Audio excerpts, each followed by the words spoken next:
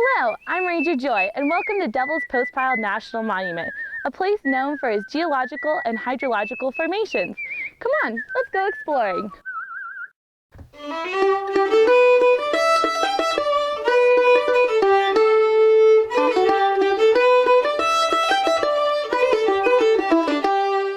The Middle Fork of the San Joaquin River runs through Devil's Postpile National Monument and is the water source for the 101-foot waterfall, Rainbow Falls. Along with Rainbow Falls, the monument is also known for the Devil's Postpile Formation. I'm here at Devil's Postpile, and I'm going to explain to you how it got here. So let's go way back, 3 million years ago. This valley was still here, but it was a V-shaped river valley. So what first happened to let the Postpile get here was that glaciers, which are big rivers of ice, came and carved out the valley, widening it and flattening its bottom, making it a big U-shaped valley. 82,000 years ago, a big eruption happened somewhere upstream, and it flowed down and filled this valley with lava 400 feet deep, which pooled to make a big lava lake. And that lava lake cooled off, and as it was cooling and changing from liquid lava to solid rock, it contracted and shrank.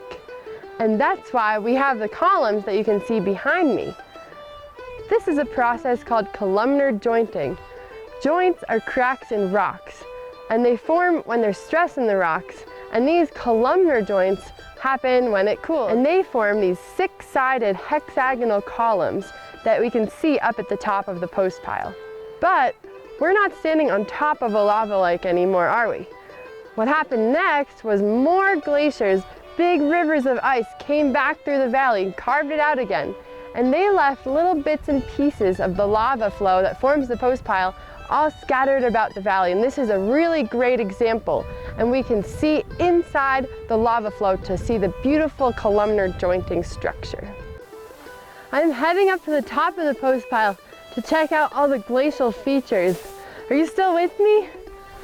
Gee, that was a good hike. All right, now we're on top of those columns that we were looking at earlier. And it's really cool to see the Glacial Polish, which is the smooth surface, and the glacial striations. So glacial polish is caused by lots of sand and dirt and mud in the bottom of a glacier, a big river of ice.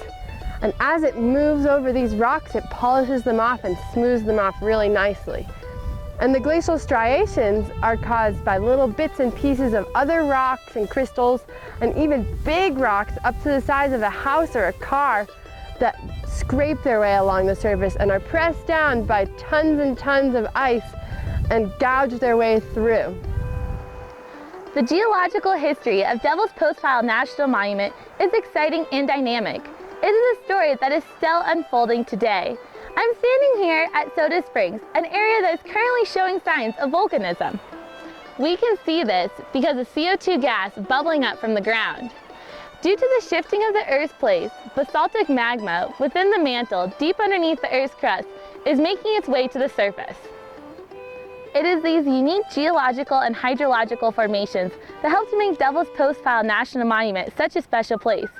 But the exploring doesn't end here, so I invite you to come on over and check out this wild place for yourself.